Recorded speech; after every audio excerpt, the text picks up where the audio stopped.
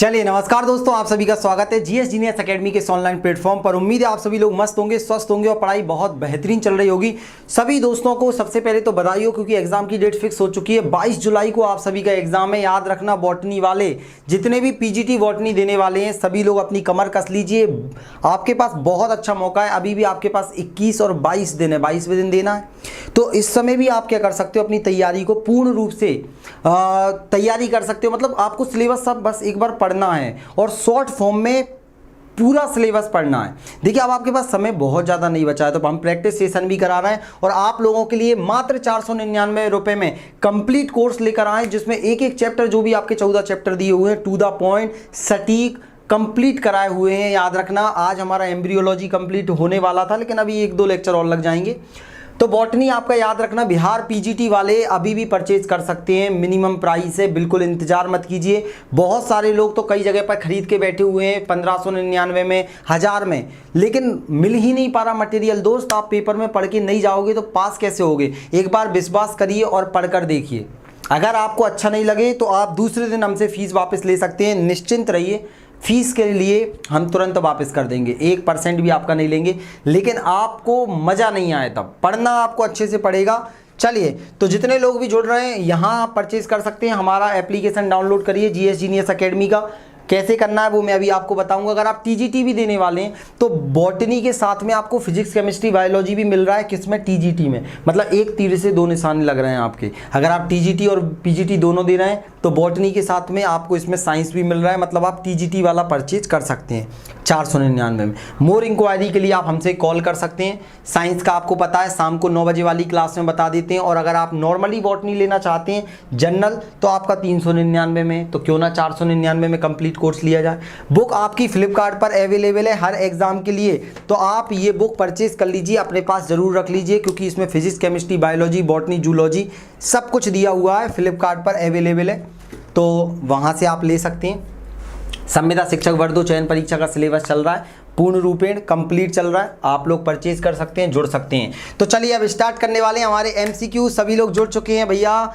निराशा जी, स्मिता जी, कुमारी आरती जी, मेघा जी, और इधर भी शिवानी राणा जी, माही जी, विद्या राजगुरु जी। यूट्यूब पर भी जितने लोग जुड़ रहे हैं सभी लोग लाइक करते चलिए, और एप्लीकेशन वाले पूरी ईमानदारी से अच्छे से आंसर देते रहिए। चलिए तो स्टार्ट करें। 1 2 3, 1 मिनट रुकिए।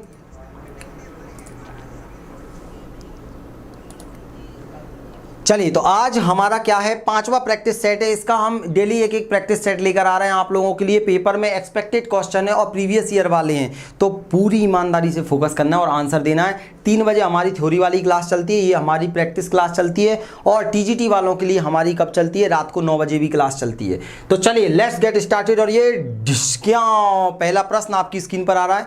चलिए ये रहा, देखते हैं कितने लोग आंसर दे पाएंगे।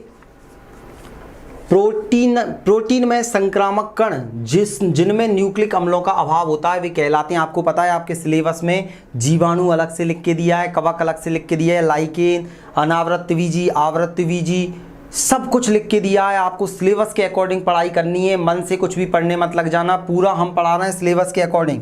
इस नंबर पर संपर्क करके आप डिटेल ले सकते हैं, 7509985404। चलिए भैया, बिल्कुल गुड इवनिंग सभी लोगों के लिए भैया। समीमा जी हमारे साथ जुड़ चुके हैं, बिल्कुल। भूसरा समीजा जी, ओके। चलिए, विद्या राजगुरु जी, सभी के आंसर आना चालू हो चुके हैं। बी, उधर स्मिता जी का आंसर, सोनी जी, मेघा जी, सभी बढ़ चढ़कर हिस्सा ले रहे हैं। तो भाई राइट आंसर क्या होगा? गलत मत दे देना इसका आंसर, इतने अच्छे से पढ़ाया है आप लोगों को। चलिए, तो राइट आंसर क्या हो जाएगा आपका? प्रोटीन से बने हुए न्यूक्लिक अम्लों का अभाव रहता है किसमें? तो प्रियोन, पासे प्रोटीन पासे प्रियोन पढ़ाया था मैंने आपको, सी इज द राइट आंसर। बहुत सारे लोग वायरॉइड लगा रहे हैं भैया। वायरॉइड में मैंने आपको कितने अच्छे से बताया था कि वायरॉइड में क्या था। 1 मिनट, ब्लैक पेन ले लेती हैं। वायरॉइड में मैंने आपको क्या बताया कि वायरॉइड में आपका सिर्फ और सिर्फ जो प्रोटीन जो रहता है ना, वो नहीं पाया जाता है, और आपका न्यूक्लिक अम्ल वगैरह सब कुछ पाया जाता है उसमें, ठीक है। लेकिन वहाँ पर प्रोटीन का अभाव रहता है, और प्रियोन के अंदर प्रोटीन ही पाया जाता है सिर्फ। इसमें किसी भी प्रकार का डीएनए और आरएनए का अभाव रहता है, याद रखना। तो सर ये करता क्या है? देखिए, प्रोटीन में संक्रामक कण जिनमें न्यूक्लिक अम्ल का अभाव होता है वे प्रियोन कहलाते हैं। ये बार बार पेपर में आ चुका है और यहाँ से 3 प्रश्न बन सकते हैं कैसे प्रश्न बनेंगे तो मैं आपको बता देता हूं। सबसे पहले तो प्रियोन क्या होता है, तो आप बता दोगे सिर्फ प्रोटीन का एक कण होता है। दूसरे शब्दों में देखो, इस प्रकार से प्रोटीन का एक, इस प्रकार से ये स्पाइरल कण रहते हैं ये, ठीक है। दूसरे शब्दों में रोग संक्रामक कारक भी होते हैं, ये रोग फैलाते हैं। रोग कौन सा? मैड काऊ रोग किसके कारण फैलता है ये पूछा जा चुका है। गाय पागल हो जाती हैं। और क्रेपी नामक रोग किसमें हुआ था? क्रेपी नामक रोग भेड़ में हुआ था दोस्त, भेड़ में हुआ था। बार बार पीजीटी टारगेट करता है, बार बार टारगेट करता है, और आप छोड़ के जाओगे तो फंस जाओगे पेपर में। आप देखना, पेपर के बाद में एनालिसिस कराऊंगा आप लोगों को, जिनमें केवल प्रोटीन होता है तथा न्यूक्लिक अम्ल का अभाव होता है। न्यूक्लिक अम्ल क्या होता है? ये देखो ऊपर वाला मैंने ये कवर पढ़ाया था आपको, ये प्रोटीन का होता है, इसके अंदर आपको न्यूक्लिक अम्ल मिलता है, डीएनए या आरएनए, ठीक है। और इसकी खोज किसने की थी? तो लेओ प्रूसीनन ने की थी, स्टैनली प्रूसीनन ने की थी, जिसके लिए उन्हें नोबेल पुरस्कार से सम्मानित किया गया था, ठीक है। चलिए इतना सभी को, अच्छा चलिए कोई दिक्कत वाली बात नहीं है, सभी लोग बिल्कुल आंसर दे रहे हैं। अब नेक्स्ट प्रश्न आपकी स्क्रीन पर आ रहा है, और देखो ये दिमाग पर अटैक करता है, सीधा पागल कर देता है। गाय बेचारी दीवार में सिर मारती रहती हैं, भेड़ मर जाती हैं, पता ही नहीं चल रहा था वैज्ञानिकों को। नेक्स्ट बताइए, जीवाणुओं में श्वसन एंजाइम स्थित होते हैं। सीधी सीधी बात है, देखो TGT biology, Delhi SSB PGT biology में पूछा गया क्वेश्चन है। अब यही प्रश्न आते हैं आपके पेपर में, आप पढ़ क्या रहे हो वो मुझे पता नहीं है, लेकिन मैंने जो पढ़ाया है वही प्रश्न आपके सामने में लेकर आ रहा हूँ, प्रीवियस ईयर के ला रहा हूँ। तो अगर आप डिटेल में पढ़ना चाहते हैं तो बिल्कुल हमारी एप्लीकेशन से जुड़ सकते हैं, इस नंबर पर संपर्क करके, और आप प्ले स्टोर पर जाकर जीएस जीनियस अकेडमी डालोगे तो वहाँ से भी आप डाउनलोड कर सकते हैं। चलिए भैया, चलिए रूपल तिवारी जी, हबीबा जी, माही जी, सभी लोग जुड़ चुके हैं, राम भास्कर जी, और ये एप्लीकेशन पर भी सुषमा जी, सोनी जी, स्मिता जी, नीलम जी, सबके आंसर आ रहे हैं। राइट आंसर आ रहा है सी, बिल्कुल। देखो जीवाणु क्या होते हैं? प्रोकैरियोटिक होते हैं, आप सभी को पता है। हम कैसे होते हैं? हम यूकैरियोटिक होते हैं, हमारा केंद्रक विकसित होता है, और हमारे अंदर क्या होते हैं? झिल्लीबद्ध कोशिकांग। कोशिका के अंदर मैंने डिटेल में पढ़ाया था, झिल्लीबद्ध कोशिकांग होते हैं। लेकिन जो बैक्टीरिया रहते हैं उनके अंदर तो भैया माइटोकॉन्ड्रिया होते ही नहीं है, तो वो श्वसन कैसे करेगा? मर जाए क्या? नहीं ना, उनके अंदर क्या होता है? तो उनके अंदर मीसोसोम होता है। इस प्रकार से देखिए, ये मान लो बैक्टीरिया है, तो बैक्टीरिया के अंदर ये जो पार्ट आपको दिखाई दे रहा है, इसको बोलते हैं मीसोसोम। क्या बोलते हैं? मीसोसोम बोला जाता है, मीसोसोम। तो मीसोसोम के द्वारा क्या होता है? कुछ एंजाइम रिलीज करके ये श्वसन करता है। तो जीवाणुओं में श्वसन एंजाइम क्या होता है? मीसोसोम में स्थित होता है, इसी के अंदर श्वसन के लिए एंजाइम रिलीज करता है। जीवद्रव्य कला के अंतर्वलयन, अंतर्वलयन का मतलब होता है फोल्डेड। इस प्रकार से आप देख पा रहे हो कि ये इस प्रकार से ये क्या होती है? फोल्डेड जीवद्रव्य कला होती है। मुड़ी रचनाएं होती हैं जो लगभग माइटोकॉन्ड्रिया के समान होती है। किसके जैसे? हमारे अंदर श्वसन कौन करता है? माइटोकॉन्ड्रिया। तो इनके अंदर माइटोकॉन्ड्रिया की समान संरचनाएं हैं। ये पेपर में आए हुए क्वेश्चन है सारे के सारे। मीसोसोम की खोज पूछ लेगा आपको तो बता देना कि फिट्ज जेम्स ने की है। ये स्टार लगा दे रहा हूँ क्योंकि माइटोकॉन्ड्रिया की तो आप सभी को पता है अल्टमान और फ्लेमिंग ने की है। ये सब पढ़ा चुका हूँ मैं एप्लीकेशन पे, आपको कंप्लीट सिलेबस के लिए आप जुड़ सकते हैं वहाँ पर हमसे। अभी भी मीसोसोम में श्वसन क्रियाएं होती हैं, परंतु ऑक्सी श्वसन जीवाणुओं में जीवद्रव्य कला पर ही होते हैं। तो याद रखना यहाँ से। नेक्स्ट चलते हैं आगे। जाइमेज एंजाइम किससे स्रावित होता है? चलिए, सब पेपर में आ चुके हैं और बिल्कुल आने की संभावना है। सीधे छपे हुए प्रश्न देखेंगे। एक प्रश्न आपको तीन तीन चीज़ें कवर कर रहा है, लेकिन अकेले प्रश्न रटने से कुछ नहीं होगा। आपको थ्योरी भी पढ़नी है, तो थ्योरी जल्दी पढ़ने के लिए आप हमारे एप्लीकेशन पर जुड़ सकते हैं। कंप्लीट सिलेबस मिल रहा है। चलिए, अंजना जी हमारे साथ जुड़ चुकी हैं, रूपल जी, इधर नीलम जी का आंसर आ गया, कुमारी आरती जी, निराशा जी, मेघा जी, बहुत बढ़िया बहुत बढ़िया। सुषमा जी के आंसर भी आ गए। तो सभी लोग बढ़ चढ़ कर हिस्सा ले रहे हैं। विद्या राजगुरु जी का भी आंसर है। राइट आंसर लगा रहे हैं सभी लोग डी बोले तो ईस्ट। ईस्ट नामक कवक, आपने नाम सुना होगा। ईस्ट नामक कवक से क्या निकलता है? जाइमेज नामक एंजाइम। बहुत सारे लोग पेनिसिलियम लगा के आ जाते, तो पेनिसिलियम नोटाटम नामक जो कवक है हमारा, उससे क्या था? पेनिसिलिन प्राप्त किया गया था। तो ये तो नहीं आएगा। राइजोबियम जड़ों में पाया जाता है, ठीक है। तो ईस्ट नामक कवक से क्या होता है? जाइमेज एंजाइम निकलता है, जो कि बेकरी प्रोडक्ट में यूज़ किया जाता है। बता देता हूँ मैं आपको, इससे दारू भी बनाई जाती है, शराब बनाने में उपयोग किया जाता है। जाइमेज एंजाइम व इन्वर्टेज नामक, जाइमेज इन्वर्टेज सबसे पहले खोजा गया एंजाइम कौन सा था? जाइमेज ही था, ठीक है। जाइमेज व इन्वर्टेज नामक एंजाइम ईस्ट से प्राप्त किए जाते हैं। ईस्ट की अधिकांश जातियां मृतोपजीवी होती हैं। ध्यान से सुनना, सेप्रोफाइटिक होती हैं। ईस्ट की अधिकतर प्रजातियां मृतोपजीवी होती हैं, मरी हुई चीज़ों पर पाई जाती हैं, उसी से जीवन प्राप्त करती हैं। सेप्रोफाइटिक सेरेवेसी, इसे ध्यान से सुनना क्या बोलते हैं, सेप्रोफाइटिक सेरेवेसी, जिसे बेकर ईट, ईस्ट को क्या बोलते हैं, सेकेरेस, क्या जाएगा आपका सेरेवेसी, ठीक है। तो याद रखना बेकर्स ईस्ट का नाम क्या होता है, सेप्रोफाइटिक सेरेवेसी। इसको B1 नहीं, बियर दारू का ईस्ट भी कहा जाता है, याद रखना, को मदिरा निर्माण एवं बेकरी उद्योग में यूज किया जाता है, ठीक है। बियर ईस्ट बोल सकते हैं, बीवर ईस्ट को बियर ईस्ट के नाम से पूछा जाता है पेपर में बार बार, तो याद रखना टीजीटी पीजीटी वाले, खासकर पीजीटी बॉटनी, सीधे प्रश्न आपके निकल के आएंगे। नेक्स्ट बताइए, ये प्रश्न आपके पेपर में बिल्कुल रख सकता है, मुद्दा अभी चल रहा है कि भैया समुद्र लाल सागर किसकी अत्यधिक वृद्धि के कारण हो रहा है। बहुत दिक्कतें भी पैदा हो रही हैं, अभी वर्तमान में हॉट टॉपिक बना हुआ है। तो बताइए लाल सागर का रंग लाल किसके कारण है, देखते हैं।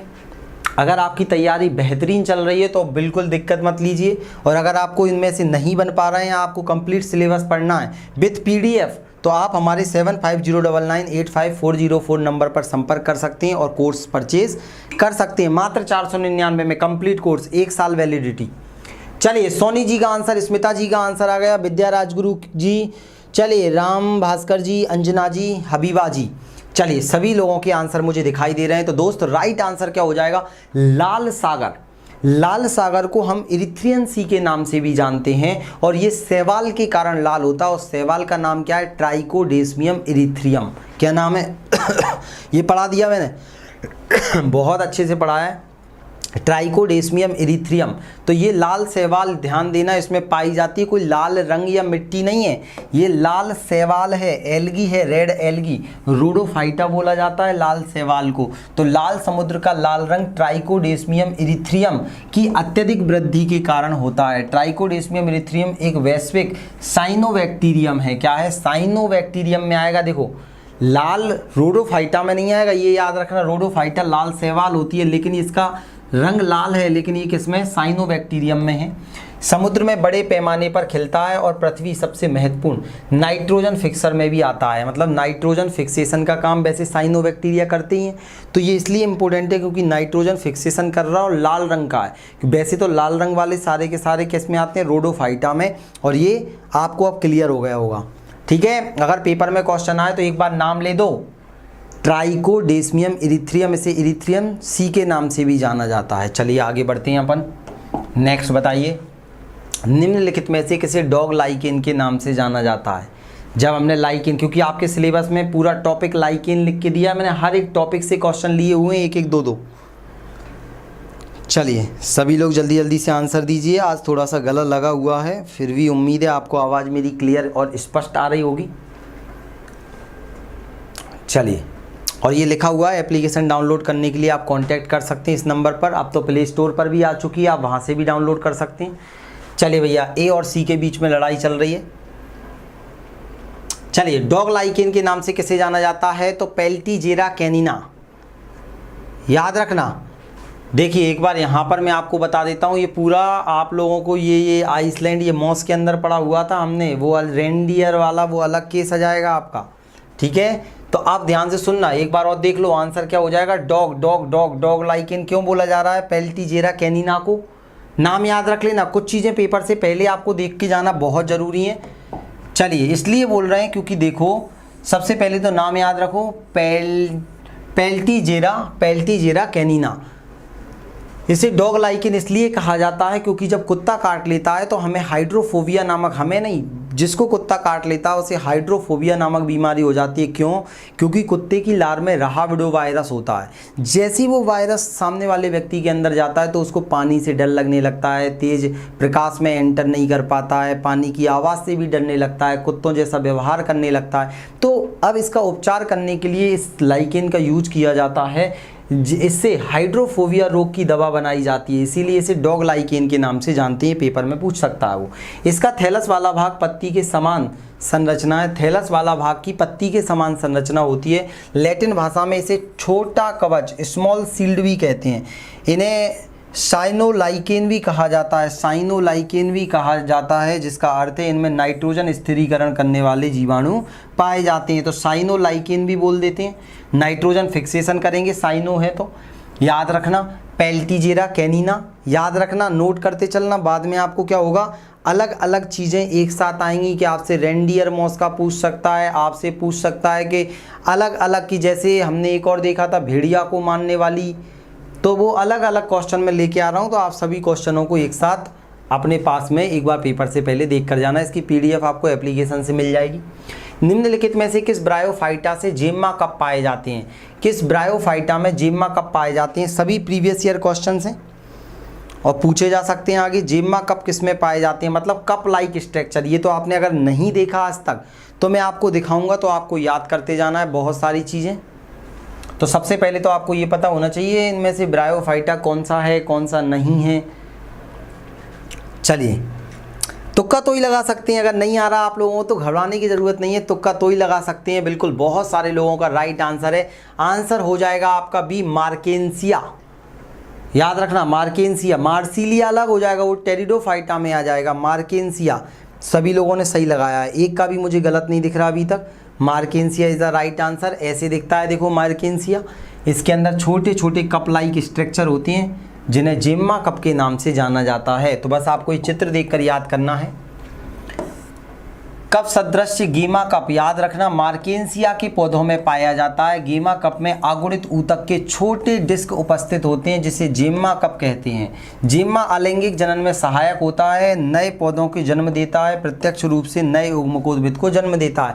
तो यहाँ पर जो जेम्मा कप रहता है इसके अंदर छोटे छोटे से स्पोरोफाइटिक रहते हैं जो आगे निकलकर पानी में बहकर आगे जनन का काम करते हैं, नया पौधा बनाते हैं। तो जेम्मा कप मार्केंसिया में पाया जाता है।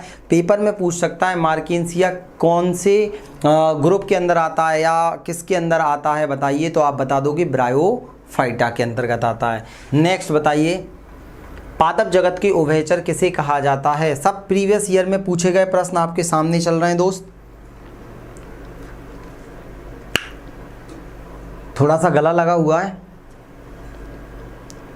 चलिए सभी लोगों के आंसर मुझे दिखाई दे रहे हैं। सोनी जी, कुमारी आरती जी, इधर भैया रूपल तिवारी जी, माही जी, विद्या राजगुरु जी, सभी लोग बढ़ चढ़कर हिस्सा ले रहे हैं और आंसर देने की कोशिश कर रहे हैं। यूट्यूब पर जितने लोग देख रहे हैं लाइक भी करते चलिए, और अलग अलग समय पर अलग अलग क्लास रहती है इसलिए चैनल को सब्सक्राइब भी कर लीजिए। चलिए सभी के आंसर आ रहे हैं। तो भैया पादप जगत के उभयचर किसे कहा जाता है? तो राइट आंसर आ जाएगा आपका ब्रायोफाइट्स को कहा जाता है। ब्रायोफाइट्स को क्यों कहा जाता है? क्योंकि आप सभी को पता है कि पहला वर्ग कौन सा था, तो हमने देखा था थैलोफाइटा। थैलोफाइटा, तो थैलोफाइटा कैसे थे? थैलस थे, थैलस मतलब इनमें ना तो जड़ थी, ना तना था, ना पत्ती थी। जड़ भी नहीं थी, तना भी नहीं था और ना ही इनमें पत्ती थी। तो ये कहाँ पाए जाते थे? ये मुख्यतः पानी में, ये पानी में पाए जाते थे। फिर इसके बाद में क्या आया? ब्रायोफाइटा आया। ब्रायोफाइटा, ब्रायोफाइटा कहाँ आया? नमी वाले भाग में आया। नमी वाले भाग मतलब ये आया स्थल पर, स्थल पर।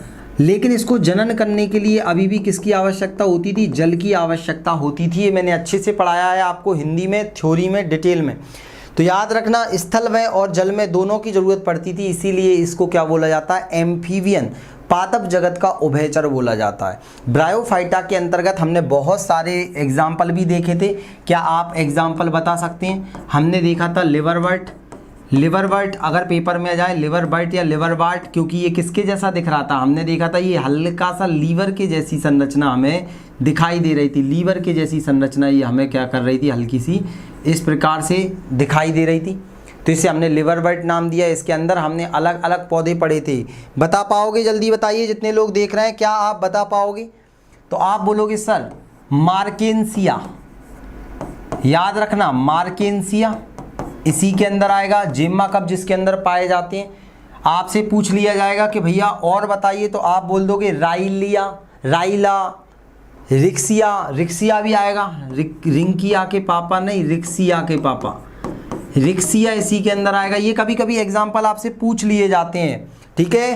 पेलिया, पोरेला, ये सब पेलिया, पोरेला, तो ये आपसे पूछ लिए जाते हैं, ये ब्रायोफाइट्स होते हैं और इसी के अंदर हॉर्नबिट भी आते हैं, हॉर्नबिट भी इसी के अंदर आते हैं। सींग के जैसी संरचना है, इसी के अंदर मोसेस आता है, मोसेस मतलब काई भी इसी के अंदर आएगा, काई।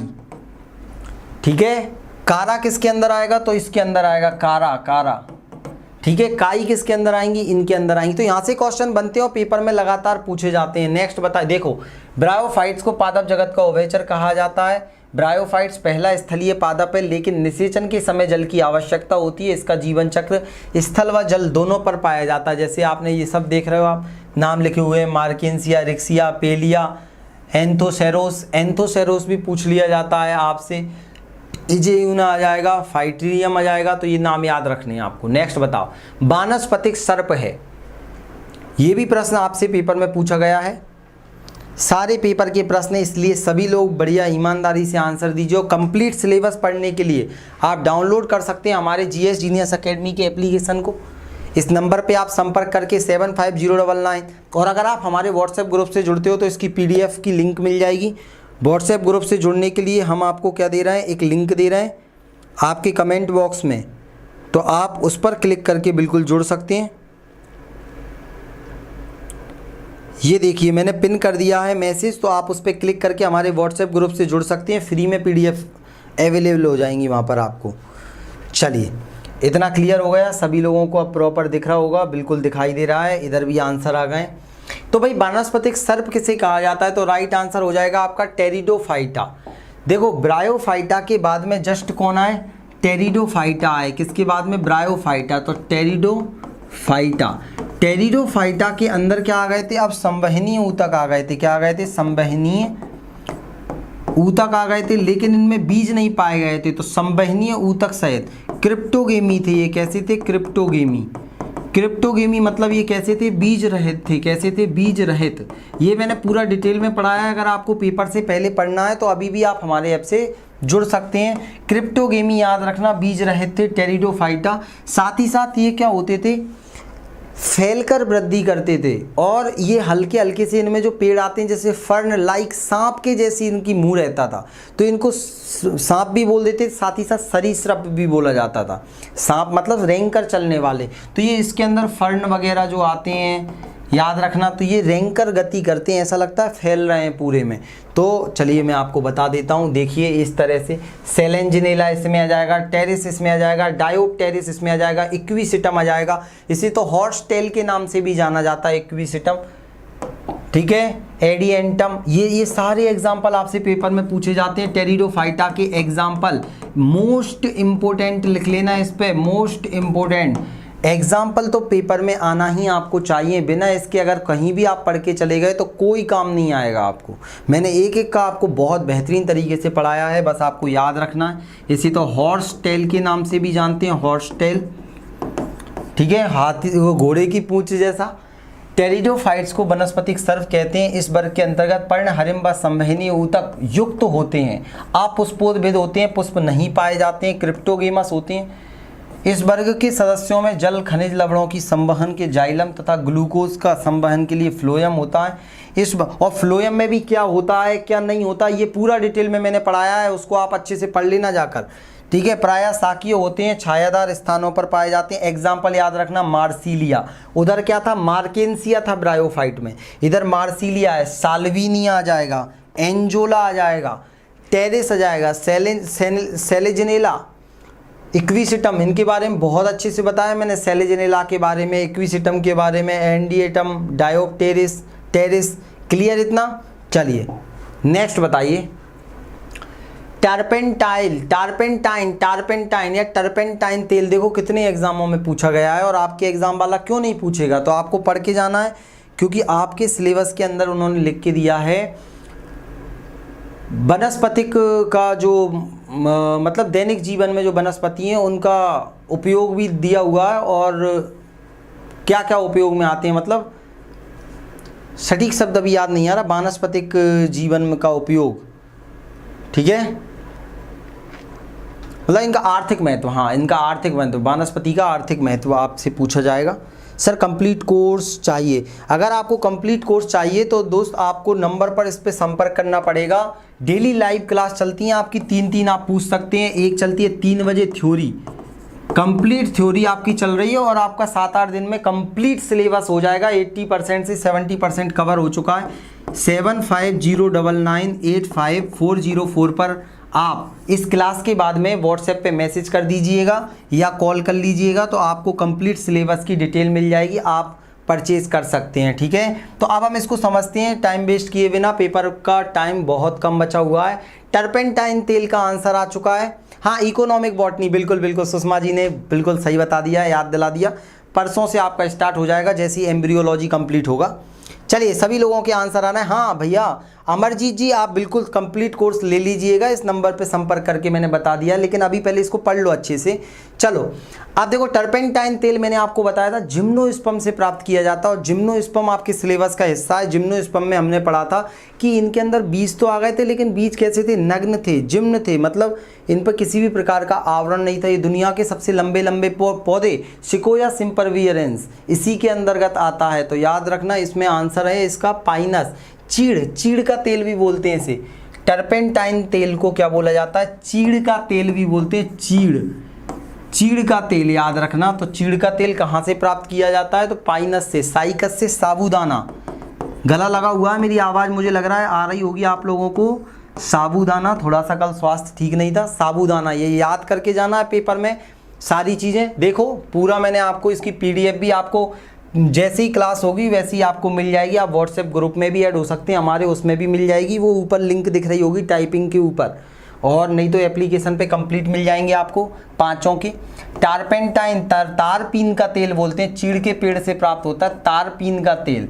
पाइनस से होता है चीड़, ध्यान से सुनना, ये चीड़ का तेल, चीड़ का पेड़ भी बोला जाता है इसे, और चीड़ का तेल भी बोल देते हैं इसको, कि राल से प्राप्त होता है। ये देखिए इस प्रकार से इसमें एक कट लगा देते हैं, तो ये छाल से प्राप्त हो रहा है। राल बोल रहे हैं मतलब छाल से ये प्राप्त हो रहा है।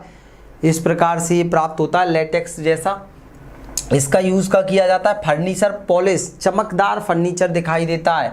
साथ ही साथ पेंट सामग्री, ये पूरा पढ़ाऊंगा मैं आपको। परसों हमारा एम्ब्रियोलॉजी कंप्लीट होगा उसके बाद, क्योंकि इससे कितने प्रश्न आए प्रीवियस ईयर में? 405 प्लस प्रश्न आए। एम्ब्रियोलॉजी जो मैं पढ़ा रहा हूँ उससे 200 प्लस प्रश्न आए। तो जो मैं कोर्स कंप्लीट कराते जा रहा हूँ उनके मैं आपको प्रश्न भी सॉल्व कराता हूँ। इसके अलावा ये तो हमारा प्रैक्टिस सेशन चल रहा है, एप्लीकेशन पर है वो 3 बजे क्लास। ठीक है, तारपीन एक प्रसिद्ध आवश्यक तेल है जो पाइनस, देखो पाइनस ओलियोरेनिस, पाइनस नाम है इसका, से आसवन द्वारा निकाला जाता है। डिस्टिलेशन की प्रोसेस के द्वारा गर्म करके प्राप्त किया जाता है। इसका उपयोग मिक्सचर और ऑयल बेस्ड रंजक, मतलब कलर बनाने में तैयार, रंजक मतलब डाई होती है, कलर बनाने में किया जाता है। आपको बस इतना याद रखना है कि चीड़ का तेल इसी को बोला जाता है, पाइनस याद रखना। तारपीन का तेल या टर्पेंटाइन ऑयल के नाम से जाना जाता है, पॉलिसी में यूज किया जाता है। आर्थिक महत्व की वनस्पति के अंतर्गत ये प्रश्न पूछा जाता है आपसे। नेक्स्ट बताइए मुझे, किस पौधे का ओव्यूल सबसे बड़ा होता है? ये तो याद रटवा दिया था मैंने, बड़ा बड़ा बड़ा बड़ा, सब चीज़ बड़ा होती है इसमें। बताओ अगर इसको गलत करा ना एप्लीकेशन वालों ने, फिर देखता हूँ मैं। चलिए भैया, एप्लीकेशन वाले और यूट्यूब वाले भी पूरी ईमानदारी से आंसर दीजिए। अगर आप कंप्लीट कोर्स पढ़ते हैं तो 22 तारीख को आप खुद आके कॉल करोगे, यार सर मज़ा आ गया, पूरी की पूरी चीज़ें जो पास होने के लिए आपको ज़रूरी हैं वो हम प्रोवाइड कर रहे हैं। बहुत सारी जगह आप पढ़ रहे हो, लेकिन वो क्या पढ़ा रहे हैं वो आपको पेपर के बाद ही पता चलेगा, क्योंकि सिलेबस के अकॉर्डिंग पढ़ा रहे हैं तो बहुत अच्छी बात है। हिंदी मीडियम को हिंदी में पढ़ा रहे हैं तो बहुत अच्छी बात है, नहीं तो फंस के रह जाओगे आप। चलिए भैया, सुषमा जी, मेघा जी, निराशा जी, सभी का एप्लीकेशन पे तो आ रहा है। यूट्यूब वाले भी आंसर दे रहे हैं। विद्या राजगुरु जी का आंसर आ रहा है, हबीबा जी का आंसर आ रहा है, बहुत बढ़िया। माही जी का आंसर आ रहा है। चलिए सभी के आंसर मुझे दिख रहे हैं। प्रजापति जी का आंसर आ रहा है, देखो कितना सरल है। ओव्यूल सबसे बड़ा, बीजांड सबसे बड़ा साइकस का था। सी, एक ने भी गलत नहीं दिया, मतलब ये प्रश्न तो पेपर में धूम मचा देता। देखिए कुछ याद और कर लो, अब इतना मौका अच्छा है तो। साइकस साबूदाना प्राप्त किया जाता है, इसका सब कुछ हमने, भ्रूण भी बड़ा देखा, बीजांड भी बड़ा देखा, हर चीज़ बड़ी थी। देखो क्या क्या बड़ा था। देखो साइकस का सबसे बड़ा ओव्यूल, ओव्यूल ये OVULE बीजांड पाया जाता है। सबसे बड़ा पादप अंड भी किस में होता है? साइकस में। सबसे बड़ा पुमंग भी किस में होता है? साइकस में। सबसे बड़ा क्रोमोसोम किसका होता है? शैवाल का होता है। सबसे बड़ा बीजांड किसका होता है? साइकस का। देख रहे हो, साइकस का। सबसे अधिक गुणसूत्र वाला पौधा कौन सा होता है? ऑफियोग्लोसम। 3 स्टार बना लो, इसमें पेपर में आपको देखने मिल सकता है। पास होने के लिए पढ़ना पड़ेगा, मेहनत करनी पड़ेगी, रोने से तो कुछ हासिल नहीं होता। बहुत लोग रोना चालू कर देंगे अभी। समय का उपयोग करो। 24 घंटे हैं और 22 दिन में कमाल किया जा सकता है, ईमानदारी से बोल रहा हूँ। सबसे बड़ा गुणसूत्र वाला, और यही समय पढ़ने का। सबसे कम गुणसूत्र किसमें भैया? तो ये सबसे कम किसमें? हैप्लोपेपस ग्रेसिलस। इसको मैं दूंगा, सुबह एक बार रीड कर लेना पूरी पीडीएफ को, ठीक है।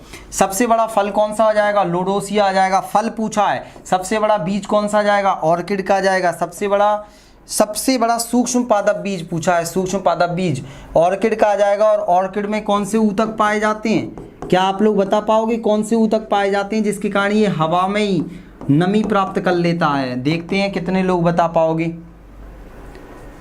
3 नंबर पर सबसे छोटा, 1 2 3, सबसे छोटा क्रोमोसोम चौथे नंबर पर, 1 2 3 चौथे नंबर पर लिखा है। बाकी तो तीनों पे सबसे बड़ा लिखा है। कहाँ देख रहे हो? ये भी तो है, 1 2 3 चौथा है सबसे छोटा, ठीक है। चलो ध्यान दो इधर। सबसे छोटा बीज ऑर्किड का होता है और सबसे बड़ा बीज किसका होता है? लोडोसिया का। सबसे बड़ा पुष्प कौन सा होता है? रेफ्लेसिया अर्नोल्ड, इतना बड़ा होता है। और सबसे छोटा पादप कोशिका माइकोप्लाज्मा की होती है। सबसे बड़ा पादप गुणसूत्र होता है ट्रिलियम। ये आपको रीड मार के जाना है। यहाँ से 1 2 नंबर आपको मिल जाए तो कौन सी बुरी बात है भैया, पास होना है हमें, ठीक है। चलिए इतना क्लियर हो गया। डेमो हबीबा जी, डेमो क्लास बिल्कुल मिल जाएगी। आज हम कुछ क्लास ओपन कर देंगे, आप बिल्कुल एप्लीकेशन डाउनलोड इस नंबर पे आज आप संपर्क कर लीजिएगा 7509985404। अभी मैं क्लास ले रहा हूँ, फिर मैं आपको इस पे पूरी डिटेल आपको बता दी जाएगी। आप बिल्कुल टेंशन मत लीजिएगा। डेमो क्लास 3 मिलेंगी आपको, आप 3 डेमो क्लासेस भी देख सकते हैं। पीडीएफ मिल रही है आपको। और यहाँ जो क्वेश्चन करा ना, उसके अलावा चैप्टर के हर एक चैप्टर के क्वेश्चन 50-60 और जो आपके जितना इंपोर्टेंट चैप्टर है उतने ज़्यादा क्वेश्चन उसमें मिल जाएंगे। तो बिल्कुल अभी यहाँ ध्यान दो। नेक्स्ट बताइए, जीवन की उत्पत्ति का महाकल्प। ये पूरे कल्प पढ़ा है मैंने आपको। कोशिका वाल जो हमारा जैविक आपका मतलब हमने इवेल्युएशन पढ़ा था, उसमें पूरे कल्प पढ़ा है। और उम्मीद है आप सभी लोगों ने अच्छे से पढ़ ली होंगे। 5-6 लेक्चर में पढ़ाए थे मैंने।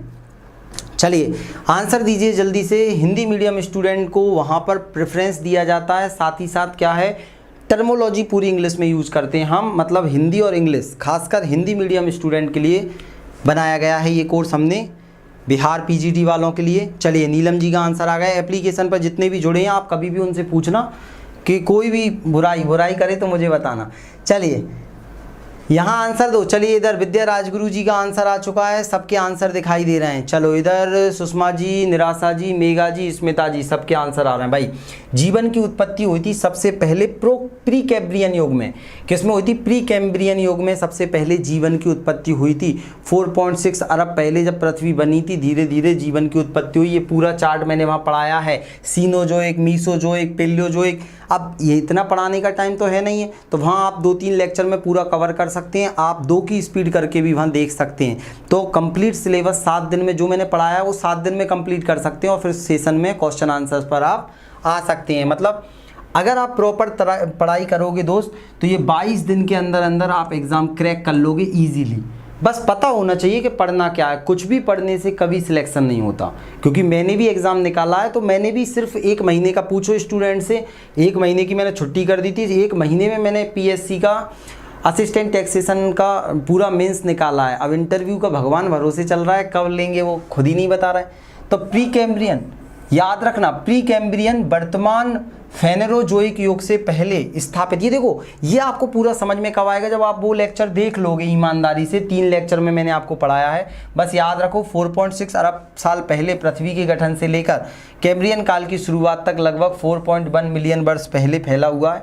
इस युग को प्रो कैम्ब्रियन यूकैरियोटिक कोशिका का प्रादुर्भाव हुआ। किस प्रकार से हुआ? जीवात जीवोत्पत्ति का सिद्धांत, अजीवात जीवोत्पत्ति का सिद्धांत, अबायोजेनेसिस थ्योरी पूरी मैंने आपको बताई। एक बार वहाँ जाके देखी। किसी वैज्ञानिक ने तो ये बोल दिया कि गॉड का क्रिएशन है, लेकिन गॉड क्रिएशन कुछ भी नहीं है। पूरे सिद्धांत वहाँ पर आपको मिल जाएंगे। तो आप एप्लीकेशन पर जाके ये पढ़ सकते हैं और सब सिलेबस का हिस्सा है।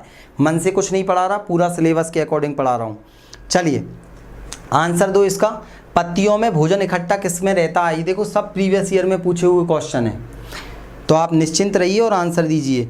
सुलोचना जी हमारे साथ जुड़ चुकी हैं, लीला जी, विद्या जी, हबीबा जी, ओके, और माही कुमारी जी, सभी लोग बढ़ चढ़ कर हिस्सा ले रहे हैं। तो आप सभी लोग लाइक भी करते चलिए यूट्यूब वाले, क्योंकि आप लोगों के लिए डेमो क्लासेस ही चल रही है एक तरह से। चलिए एप्लीकेशन में नीलम राठौर जी, स्मिता जी, सभी लोगों के आंसर मुझे दिख रहे हैं। तो देखो बिल्कुल सरल है यार, इसको गलत करना मतलब अपने पैर पर एकदम कुल्हाड़ी नहीं हथौड़ा ही पटक लेना है। किसकी कि तो आप फ्लैसी लीफ किस में पाई जाती है भैया? प्याज में, ऑनियन में। तो पत्तियों में भोजन प्याज में रहता है। प्याज जड़ है या तना? कमेंट करो, कमेंट करो। आज मैं आपके कमेंट का इंतज़ार कर रहा हूँ। पूरे एप्लीकेशन वाले एक भी मत रुकना, हर एक के कमेंट दिखने चाहिए मुझे। और यूट्यूब वाले भी कमेंट करो, प्याज जड़ है या तना? जल्दी से अपना अपना आंसर खुद देना। बहुत बढ़िया। तना मतलब स्टेम और जड़ मतलब रूट। रूट है या स्टेम है? जल्दी जल्दी आंसर दो, यही पूछ लेता है। चलिए चलिए, एप्लीकेशन पे एक का गलत नहीं दिखा, नहीं तो आज तो मैं बिल्कुल 5 दिन की छुट्टी कर देता आप लोगों की। चलिए भैया बहुत बढ़िया। चलिए सभी लोगों के आंसर आ रहे हैं। तो आपको पता है भैया, प्याज मैंने आपको पढ़ाया था डिटेल में, अच्छे से, बहुत अच्छे से मैंने आपको पढ़ाया था। कंद, प्रकंद, घनकंद और चौथा सल्ककंद। तो हमने देखा था भैया कंद में, कंद मतलब आपने इंग्लिश में वहाँ देख लेना, पूरा का पूरा मैंने आपको पढ़ाया है। इंग्लिश नाम भी यूज़ किए गए हैं। राइजोम आ गया, घनकंद आ गया, सल्ककंद में आपका कहा जाएगा बल्ब लाइक स्ट्रक्चर था, बल्ब लाइक। तो सल्ककंद के अंतर्गत आपका ये आता और ये है तना। क्या है? तना, स्टेम। स्टेम के अंतर्गत आएगा। कंद में हमने पढ़ा था आलू, प्रकंद में हमने पढ़ा था हमारा अदरक, घनकंद में हमने पढ़ा था अरबी और सल्ककंद में हमने प्याज और लहसुन पढ़ा था। चलिए ओके, ट्यूबर, ट्यूबर बोलते हैं इंग्लिश में। तो आप गलत मत करना। प्याज, चलो दिखा दूं मैं प्याज, आपने नहीं देखी होगी, बहुत महंगी हो गई भैया, 60 रुपये किलो चल रही है इस समय प्याज। क्या कर रहे हैं आप? जैन आदमी है, खाना तो पड़ती है। चलिए अब ध्यान देना, पूरा फोकस करना। प्याज की पत्तियों में भोजन इकट्ठा रहता है। विभिन्न प्रकार के अंग पौधों में जैसे पत्ती, जड़, तना, फूल, फल आदि सभी भोजन के संग्रह में सहायक होती है। प्याज के पौधे में बल्ब बनता है। बल्ब, ऐसे देखो बल्ब जैसी संरचना है ना, बल्ब बनता है जो इसके तने का रूपांतरण होता है। किसका रूपांतरण होता है? लिख के जो दिया है उसको एक बार पढ़ लोगे ना तो भी काम हो जाएगा। इसका प्रयोग खाने से लेकर अनेक औषधियों में भी होता है। औषधि है, औषधि, ठीक है। मांसल गूदेदार संरचना होती है। मुख्य भोजन, मैंने आपको ये भी बताया था कि इसका जो तना है ना, तना तो सिर्फ ये नीचे है, फॉल्स तना है इसमें, फॉल्स, असत्य तना होता है, बाकी तो सब पत्तियों का खेल है। ठीक है, खाए भी हैं सर। अच्छा, प्याज खाइए सब लोगों ने। चलिए बढ़िया, औषधि है, औषधि। नेक्स्ट बताइए, मॉर्फिन का स्रोत है। ये मैं आर्थिक वनस्पति पढ़ाऊंगा, परसों नरसों से चालू होगा, उसमें हम पूरा पढ़ेंगे A to Z। 400 plus question पूछता है इससे वो, मतलब ऐसा नहीं है आपके पेपर में, प्रीवियस ईयर मिला के 400 प्लस क्वेश्चन पूछे गए हैं यहाँ से। और अभी हमारा एम्ब्रियोलॉजी चल रहा है, वो 200 प्लस क्वेश्चन पूछे गए हैं उससे। चलिए सभी लोगों के आंसर आ रहे हैं भैया। कुमारी आरती जी का आंसर आ गया, नीलम जी का आंसर आ गया, बहुत बढ़िया। मन से लगा रहे हो क्या? चलिए भाई, YouTube वाले भी आंसर दीजिए पूरी ईमानदारी से। अगर एप्लीकेशन पर आप जुड़ते हैं तो अभी मौका है, पूरी रणनीति बताऊंगा कल मैं एप्लीकेशन पर कि कैसे पास करना है। मॉर्फिन का स्रोत क्या है भैया? मॉर्फिन का स्रोत आ जाएगा पेपेवर सोमनीफेरम। पेपेवर सोमनीफेरम, ये नाम यार सुना सुना लग रहा होगा आपको, पेपेवर सोमनीफेरम। मॉर्फिन डोडी से प्राप्त की जाती है। चलिए चलिए दिखाता हूँ मैं। देखो ये आदमी, ये अंकल जी, ये देखो डोडी से इसको प्राप्त कर रहे हैं। ये बहुत महंगी बिकती है, दवाई बनाने के काम में आती है। देखो पेपेवर सोमनीफेरम को सामान्यतः ओपियम पॉपी के नाम से जानते हैं। ओपियम पॉपी, इसे क्या बोलते हैं? Bread seat. ब्रेड सीट के नाम से भी जाना जाता है। इतने नाम देख रहे हो, 3 नाम, ब्रेड सीट, ओपियम पॉपी और पेपेवर सोमनीफेरम के नाम से जाना जाता है। इससे मॉर्फिन प्राप्त किया जाता है। मॉर्फिन, इसका उपयोग दर्द निवारक दवा बनाने में किया जाता है। एनाल्जेसिक दवाएं बनाने में किया जाता है। एनाल्जेसिक मतलब दर्द निवारक वाली दवाएं होती हैं, एनाल्जेसिक। ठीक है, जेसिक, केमिस्ट्री में मैंने आपको दवाएं भी पढ़ाई हैं पूरी की पूरी, आप जाकर वहाँ चेक कर सकते हैं। तो आप ध्यान से सुनना, तो ये पेपर में पूछेगा तो लगा देना सही आंसर। ओपियम की पॉपी से प्राप्त किया जाता है और लिक्विड फॉर्म में लेटेक्स के रूप में प्राप्त होता है। कोई ऐसा नहीं है कि सूखा हो, लेटेक्स में प्राप्त हो रहा है, ये ऐसे प्राप्त होता है। बहुत महंगा बिकता है। बहुत लोग दर्द निवारक दवाई की जगह इसको दर्द पैदा करने के लिए यूज कर लेते हैं। पॉलीगोनम प्रकार का भ्रूण होता है, बहुत प्यारा प्रश्न है, एम्ब्रियोलॉजी का प्रश्न है ये। एम्ब्रियोलॉजी जो हमारा चल रहा है और कल यही पढ़ाऊंगा मैं डिटेल में आपको एम्ब्रियोलॉजी के अंतर्गत। देखते हैं कितने लोग इसका आंसर दोगे यूट्यूब वाले। अफीम जैसा दिख रहा है, अरे अफीम ही है। चलिए जल्दी जल्दी से आंसर देने की कोशिश कीजिए सभी लोग। चले भैया, यूट्यूब पर जितने लोग देख रहे हैं दोस्त, लाइक कम कर रहे हैं आप सभी लोग, लाइक करते चलिए तब मज़ा आएगा। और इधर और ये क्वेश्चन पर डबल ट्रिपल ट्रिपल 4 5 जितने टिक लगा सकते हो उतने टिक लगा देना, क्योंकि ये प्रश्न पेपर में पूछा जाएगा। पॉलीगोनम प्रकार का भ्रूणकोष कैसा होता है? चलिए भैया, नीलम जी का आंसर आ गया, सुषमा जी का, सब लोगों के आंसर आ रहे हैं। चलिए इधर यूट्यूब पर भी मैं एक बार नज़र मार देता हूँ। सुलोचना जी का आंसर आ गया, विद्या जी का। तो चलिए देखते हैं मेरे हिसाब से क्या होना चाहिए। 7 कोशिका 8 केंद्रक होना चाहिए मेरे हिसाब से। तो बिल्कुल राइट आंसर है भाई, मुझे बधाई हो। देखते हैं आप लोग। अब देखो कल मैं इसको डिटेल में पढ़ाऊंगा, उससे पहले एक झलक दिखा देता हूँ। मैंने आपको पढ़ाया था पूरा का पूरा इस प्रकार से, हमने देखा था। ये क्या है, ये क्या है, जल्दी से बताइए। तो आप बोलोगे सर ये स्त्री वाला भाग होता है, ये पूरा वर्ती का अगर हमने आज ही देखा। और ये क्या है, तो ये हमने देखा बीजांड है। क्या है, ओव्यूल है, बीजांड है। बीजांड के अंदर आप देखोगे, बीजांड के अंदर जब आप जाओगे तो आपको क्या दिखाई देगा, तो आपको दिखेगा भ्रूण कोष दिखाई देगा। क्या दिखाई देगा, हिंदी मीडियम वाले भ्रूण कोष, एम्ब्रियोसैक। एम्ब्रियोसैक, क्योंकि हमारा हिंदी इंग्लिश दोनों में चलता है, याद रखना, खासकर हिंदी मीडियम स्टूडेंट के लिए फोकस्ड किया हुआ है। भ्रूणकोष एम्ब्रियोसैक रहता है। अब एम्ब्रियोसैक को आप देखोगे ना इसको, तो इस प्रकार की संरचना मिलेगी आपको, जिसमें आप देखोगे कि नीचे जो रहती हैं यहाँ पर ऐसी इस प्रकार की 2 लंबी लंबी कोशिकाएं मिलेंगी, ठीक है। इसके ऊपर एक ऐसी कोशिका मिलेगी, और क्या सर, और आपको 2 बीच में ऐसी कोशिकाएं मिलेंगी, और आपको क्या मिलेंगी, 3 कोशिकाएं भाई साहब ऊपर मिलेंगी। ये लो, 1 कोशिका, 2 कोशिका, 3 कोशिका।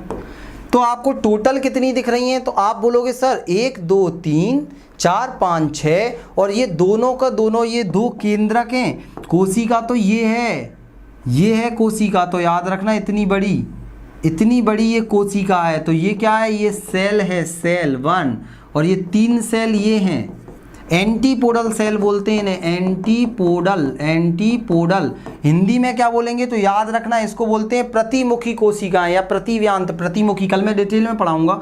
और ये बीच वाली आपकी क्या हो जाएंगी, तो ये केंद्रक है, 2 केंद्रक, 1 2 3 केंद्रक, 4 5 6 केंद्रक, और 2 8 केंद्रक। तो जो न्यूक्लियस है वो 8 है, और कोशिकाएं कितनी है, 1 2 3 4 5 है। और इनको क्या बोलेंगे, तो सिनर्जिड सेल बोला जाता है, सहायक कोशिकाएं बोला जाता है, तंतुनुमा होती हैं। ये भी क्वेश्चन पीजीटी में पूछा है। और आपसे पूछा है ये कौन सी है, तो ये एग सेल होती है, इसी से बनता है पूरा। आज मैंने पढ़ाया था, आज एम्ब्रियोलॉजी में यही पढ़ाया है मैंने आप लोगों को। तो आपको पता है 8 केंद्रक हैं और 7 कोशिकाएं हैं। क्लियर हो गया, चलूँ आगे। हाँ, ये लोअर सिनेजिड कहलाती हैं, सिनर्जिड होती हैं, सिनर्जिड सहायक है, एग सेल है। ऊपर वाली एंटीपोडल प्रतिव्याती आ जाएंगी, बीच में पोलर न्यूक्लियाई बोलते हैं इनको, पोलर न्यूक्लियाई आ जाएगा आपका। द्वितीयक केंद्रक बोला जाता है, द्वितीयक केंद्रक, मिडिल एग सेल। चलिए देखो, पेपर में ये पूछा जाएगा, आप इसको झेल पाओ या ना झेल पाओ, क्योंकि कंप्लीट सिलेबस वही कवर करके जाएगा जिसको पास होना है। और बिना पास हुए या बिना कवर किए आप पास हो नहीं सकते, बिना पास हुए आपको मज़ा नहीं आएगा। तो आप अपने हिसाब से देख लीजिए, अगर कंप्लीट सिलेबस करना है तो आप हमारे इस नंबर से संपर्क कर सकते हैं।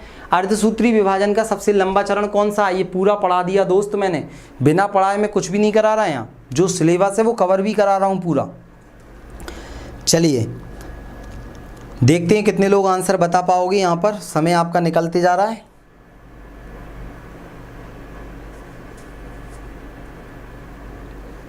चलिए भाई, सुषमा जी, नीलम जी, मेघा जी, सभी के आंसर आ रहे हैं, बहुत शानदार आंसर आ रहे हैं, बहुत बढ़िया। यूट्यूब वाले भी आंसर दे रहे हैं, घबराना नहीं है, कोशिश तो करते रहिए। चलिए राइट आंसर है ए इज अ राइट आंसर। मैंने बताया था आपका जो अर्धसूत्री कोशिका विभाजन होता है, मियोसिस सेल डिवीजन होता है। मियोसिस जो सेल डिवीजन होता है, मियोसिस हिंदी में क्या नाम हो जाएगा, अर्धसूत्रीय। दो पार्ट में बटा होता है, मियोसिस 1 और मियोसिस 2। और जो मियोसिस 1 होती है इसकी जो प्रोफेज होती है, प्रोफेज मतलब इसकी जो पूर्वावस्था होती है, पूर्वावस्था कितने भागों में बटी होती है, तो 5 भागों में बटी होती है। लेजी पड़ी दीदी, लिप्टोटीन, यहाँ दिखा देता हूँ ना, ये देखिए 5 फेज में डिवाइड होती है। लिप्टोटीन गुणसूत्र आपस में लिपटे हुए दिखाई देते हैं। जाइगोटीन जोड़े बना लेते हैं। डिप्लोटीन यहाँ पर क्रॉसिंग ओवर होता है, डिप्लोटीन। डाइकाइनेसिस में क्या होता है, डिप्लोटीन आ गए यहाँ पर, लिप्टोटीन, जाइगोटीन, पैकेटीन आ जाएगा, क्रॉसिंग ओवर। डिप्लोटीन में क्या हो जाएगा, कियाजमेटा हो जाएगा, अलग अलग हो जाएंगे। डाइकाइनेसिस में दोनों अलग अलग पहुँच गए, ठीक है। और इधर मेटाफेज चालू हो जाएगा, मध्यावस्था। तो इसको डिटेल में अगर आपको पढ़ना है तो एप्लीकेशन पे मैंने पढ़ा दिया है, तो एक बार आपको पढ़ना तो पड़ेगा। कब तक याद करोगे, कब तक क्वेश्चन याद करोगे, कब तक याद करूं मैं उसको, कब तक अश्क बहाऊं यारों, रब से दुआ करो मैं इसका आंसर बता पाऊं। प्रकाश संश्लेषण सबसे ज़्यादा किस में होता है बताइए। अब आप इतने देख रहे हो कितना इंपॉर्टेंट क्वेश्चन है, 1 2 3 4 5 6 7 बार अलग अलग एग्जामों में ये मेरे सामने दिख रहा है, और क्या पता कितनी बार कहाँ कहाँ आया होगा। चलिए, नीलम जी ने तो तुरंत के तुरंत आंसर दे दिया है, बहुत बढ़िया। देखो ऑप्शन बिल्कुल सटीक है, ऑप्शन देख के आंसर देना है।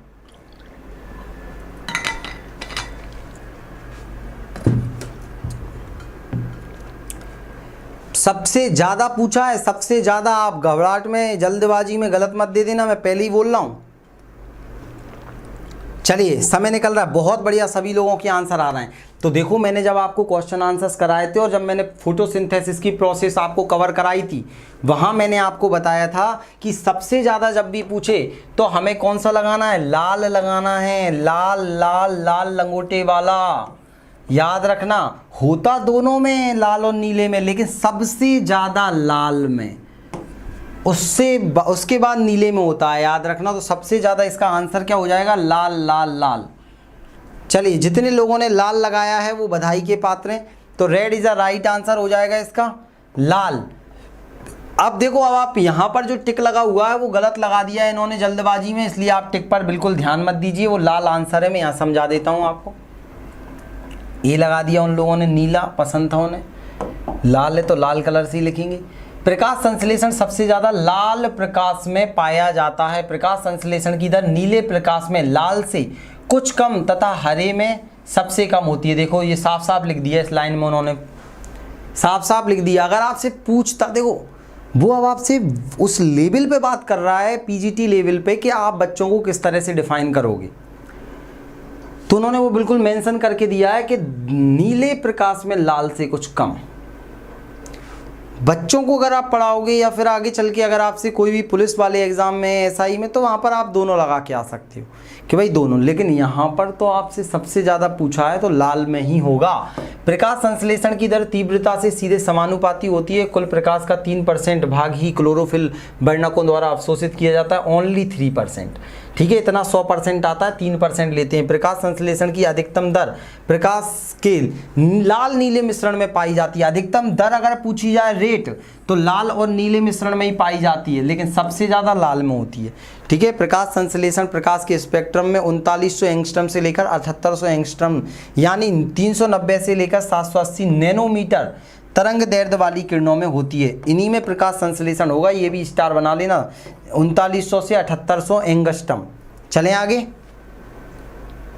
चलो अब गलत नहीं होगा, बहुत बढ़िया, आगे बढ़ते हैं। नेक्स्ट बताइए, निम्न में से किस पशु का स्वभाव खूंखार है। खूंखार, लाल ऑप्शन नहीं रहने पर ब्लू होगा। हाँ, लाल ऑप्शन नहीं होगा तो ब्लू लगा देना, ब्लू नहीं होगा तो फिर वो वर्णक्रम चलते जाएंगे लाइन से। सबसे कम हरे में लगाना है, लेकिन आपसे पूछा जाए सबसे कम किस में होता है तो हरे में। सबसे खूंखार जानवर कौन सा है, इसको गलत कर दिया ना तो समझ लेना आप लोग के सजाए आपको क्या मिलेगी।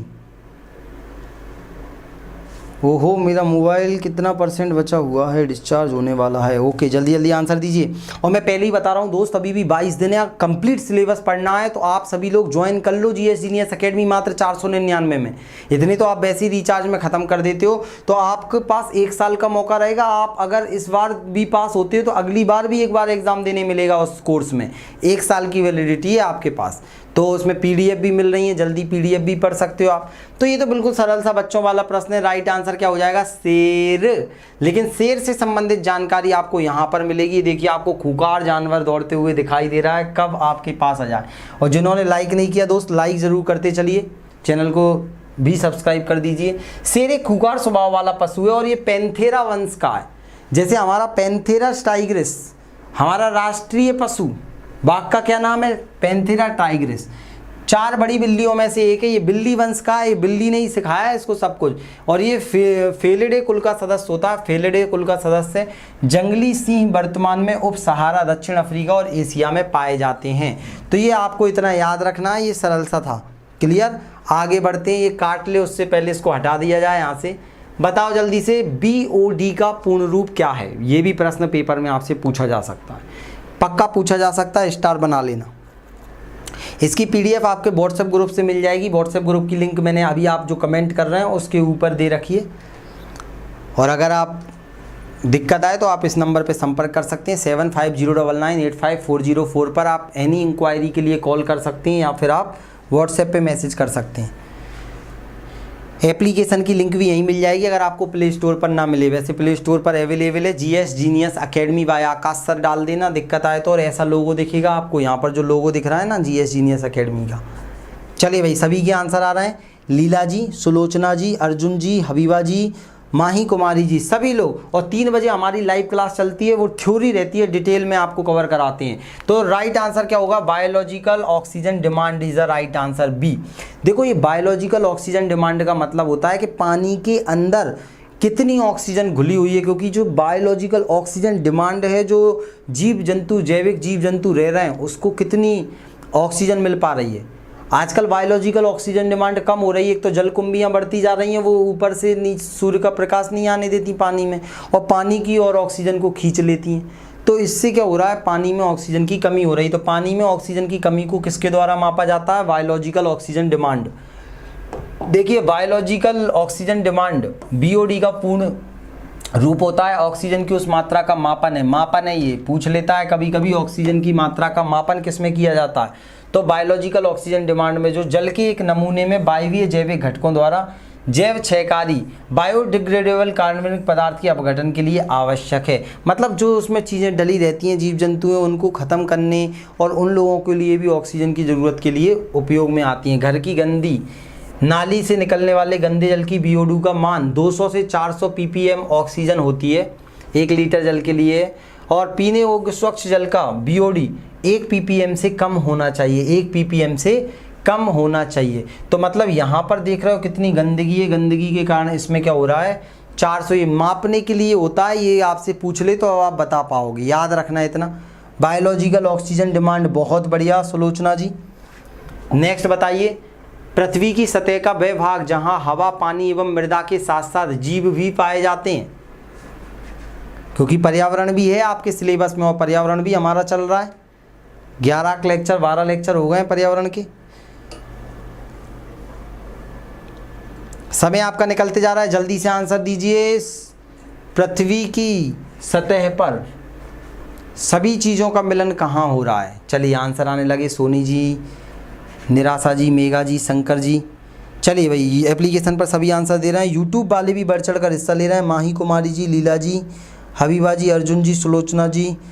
चलिए भाई, सभी के समय निकल रहा है और समय समाप्ति की घोषणा करते हैं। राइट आंसर हो जाएगा आपका जैव मंडल, जैव मंडल आ जाएगा आपका। ठीक है, बायोस्फीयर, भूमंडल, जलमंडल, वायुमंडल, तीनों से मिलके बनता है आपका बायोस्फीयर। जैव मंडल, जैव मंडल देखो, भूमंडल आ जाएगा आपका, जलमंडल, जलमंडल आ जाएगा, वायुमंडल आ जाएगा, ये एटमॉस्फेयर, वायुमंडल, जलमंडल, स्थलमंडल, स्थलमंडल, ये तीनों मंडल जहाँ मिल रहे हैं वहाँ पर बायोस्फीयर, जैव मंडल आ जाएगा। जैव मंडल, यहीं पर जीव जंतु पाए जाएंगे, यहीं पर जीव जंतु पाए जाएंगे। क्योंकि बिना पृथ्वी, बिना पानी, बिना आपका वायु के जिंदा नहीं रह पाएगा जीव। जीव कहाँ पाए जाएंगे? बायोस्फीयर में पाए जाते हैं, याद रखना। तो पृथ्वी की सतह पर हवा, जहां पानी, मृदा के साथ साथ जीव भी पाए जाते हैं, जैव मंडल कहलाते हैं। एक जैव मंडल के अंतर्गत समस्त जीव, जैविक संगठन या भौतिक पर्यावरण, अजैविक, ये पूरा मैंने जैविक अजैविक घटक पर्यावरण वाले चैप्टर में पढ़ा दिया है, आप जाके एक बार चेक कर लीजिए। पहले ही उसमें मैंने पूरा बिल्कुल एक एक जैविक घटक, अजैविक घटक सब कुछ पढ़ाया है, वहाँ आप जाकर चेक करिए। और कंप्लीट सिलेबस के लिए आप हमारे नंबर पर संपर्क कर सकते हैं, इस वाले नंबर पर 7509985404 पर। बताइए भारत में प्रोजेक्ट टाइगर की शुरुआत कब हुई? इतने सारे एग्जाम में पूछा गया क्वेश्चन है। पीजीटी में पूछ चुका है भाई साहब, वो टीजीटी में पूछ चुका है, स्टेट एग्जामों में तो पूछ ही चुका है। तो ये क्वेश्चन आपके लिए रहेगा दोस्त होमवर्क। क्लियर? होमवर्क रहेगा मतलब कमेंट बॉक्स में इसका आप लोगों को आंसर देना है। और मैं आपको बता दूं कि हमारा ये बिहार शिक्षक का पूरा टारगेटेड बैच चल रहा है, जिसमें आपका पीजीटी बॉटनी वालों के लिए स्पेशल आपके लिए 499 रुपये में कोर्स है, जिसमें पीडीएफ से लेकर कंप्लीट सिलेबस कंप्लीट। बहुत सारे को तो सिलेबस ही पता नहीं है क्या है, हम सिलेबस बता के कंप्लीट करा रहे हैं आपको। टू द पॉइंट क्लासेस 3 बजे मिल रही है, 5 बजे, 9 बजे मिल रही है। यहाँ पर आप टीजीटी अगर दे रहे हैं तो आपको टीजीटी में बॉटनी तो मिल ही रहा है पीजीटी का, साथ में फिजिक्स, केमिस्ट्री, बायोलॉजी, तो एक तीर से दो निशाने हो रहे हैं। आप इसको भी ज्वाइन कर सकते हैं। साथ ही साथ हमारा साइंस का भी बैच चल रहा है, कंप्लीट साइंस मिल रहा है इसमें। रात को 9 बजे भी इसके पूरा प्रैक्टिस सेशन कराए जा रहे हैं। बॉटनी 399 में ओनली बॉटनी रहेगा इसमें, जनरल बॉटनी। बुक आपको फ्लिपकार्ट पर मिल रही है। ये पूरा का पूरा आपका क्या है, संविदा शिक्षक का ही बैच चल रहा है, तो आप ज्वाइन कर सकते हैं। और खासकर मैं बता रहा हूँ पीजीटी टीजीटी वालों का एग्जाम है, तो आप बिल्कुल इससे जुड़ सकते हैं। जुड़ने के लिए क्या करना पड़ेगा, इस नंबर पर आप लोगों को संपर्क करना पड़ेगा। नंबर क्या है, ये है 75099855, यहाँ लिख देता हूँ मैं, होमवर्क भी है ताकि आपको याद भी रहे ये होमवर्क। ये नंबर है, यहाँ पर इस नंबर को ध्यान से नोट कर लेना आप। संपर्क करने वाला नंबर 7509985404। आप व्हाट्सएप पर मैसेज कर सकते हैं, संपर्क कर लीजिए। अभी आपको छूट मिल रही है कोर्स में, तो आप इनरोल करा सकते हैं। जितना लेट होते जाएंगे उतना डर बढ़ता जाएगा, डरने का कोई भी सेंस नहीं है। अभी समय है, इतने समय में कोई भी एग्जाम पास कर सकता है, सही दिशा मिल जाए तो। मिलते हैं नेक्स्ट लेक्चर में, तब तक ली जय हिंद, वंदे मातरम। और अब क्लास रहेगी 9 बजे रात को, 3 बजे एप्लीकेशन पर रहती है। चलिए, किसी को कोई डाउट है क्या? किसी को कोई डाउट है? चलें फिर ख़त्म करें क्लास। 9 बजे अब आपकी क्लास रहेगी। एप्लीकेशन वाले भी चलिए, thank you so much, okay. और यूट्यूब वाले भी अगर अच्छा लगा हो तो सभी लोग लाइक ज़रूर करें, अपने एक एक दोस्त को शेयर ज़रूर कीजिए सारी चीज़ें। इसकी पीडीएफ आपको एप्लीकेशन पर, वो हमारे एप्लीकेशन पे तो मिलेगी, साथ ही साथ व्हाट्सएप ग्रुप पर फ्री है। ग्रुप से जुड़ने के लिए आपका जो कमेंट बॉक्स है उसमें आप ऊपर जुड़ सकते हैं, और इसका आंसर आपको देना है होमवर्क, HW होमवर्क, मतलब आपको कमेंट बॉक्स में आंसर देना ही देना है, ईमानदारी से कमेंट करना है इसका आंसर। चलिए, धन्यवाद, बाय बाय।